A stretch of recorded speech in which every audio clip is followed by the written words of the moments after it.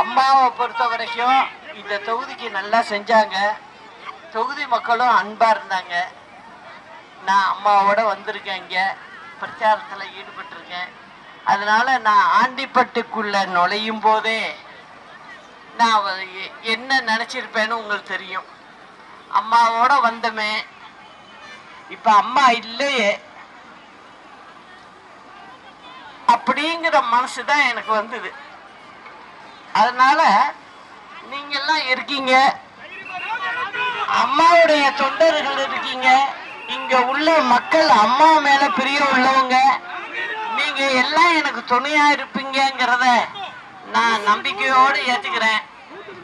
துரோகிகள்னாலதான் இந்த பிரச்சனையே நமக்கு வந்தது. துரோகிகளை வச்சுக்கிட்டு என்ன செய்ய முடியும்?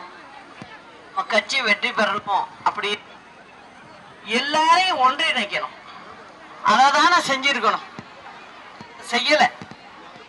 நீங்க என்ன திமுகவோட கூட்டணி போட்டிருக்கீங்களா? நான் கேட்கிற கேள்வியாதான். திமுகவோட கூட்டணி போட்டதுனால நம்ம மாதிரி ஆளுகளை வெள்ள தள்ளி, உண்மை விசுவாசிகளை வெள்ள தள்ளி, நம்ம இயக்கத்துடைய தொண்டர்களுடைய மனசையும் புண்படுத்தி யாரும் வெளியில நடக்க முடியாத அளவுக்கு இன்னைக்கு செஞ்சு வச்சிருக்கீங்க. இங்க இருந்து ஒரு சூழ்நிலையில நான் என்ன பண்றேன், ஒருத்தரை முதலமைச்சரா வச்சுட்டு போறேன்.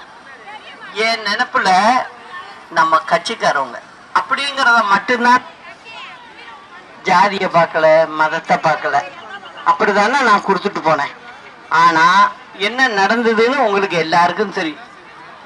அதனாலதான் நான் இந்த திமுக அரசுனுடைய அராஜக போக்கு இதெல்லாம் பார்க்கிற மக்களுக்கு சொன்னத எதையுமே செய்யல. அவங்க 505 வாக்குறுதிகளை கொடுத்து 50 வாக்குறுதி கூட அவங்க முழுமையா நிறைவேற்றல.